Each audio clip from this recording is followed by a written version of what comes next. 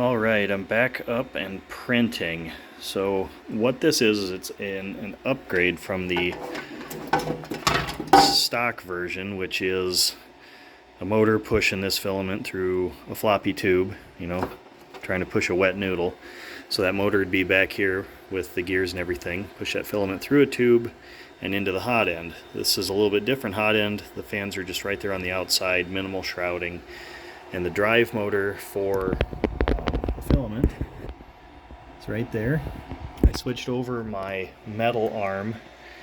I took off this plastic one because what happens is it cracks back here where that little brass insert is, and then you don't have enough tension to push the filament through.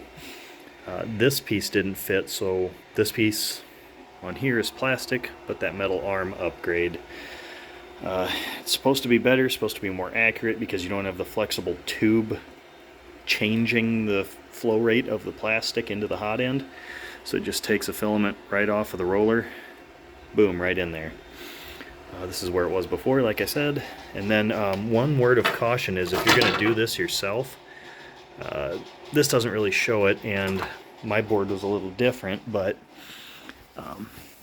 there's two plugs that you have to put in there, and you can see there's some hot glue on it.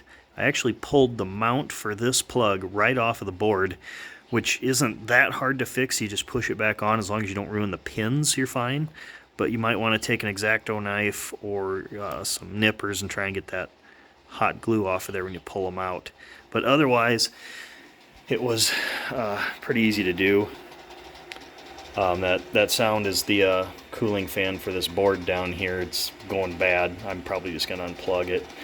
But I'm doing a little test print, just a little hanger hook. Everything seems to be all right. And one note is this is quite a bit taller than the factory one, so you're going to have to either drop your build plate or raise your Z position home switch when you put this in. But it's a lot nicer setup.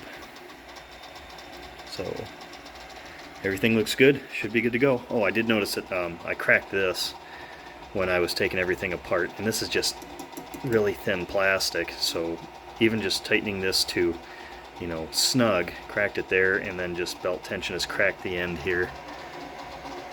I should just make one of those out of metal or a tougher plastic, but there we go. Nice easy upgrade, and it's only this is only $10 more than the factory hot end.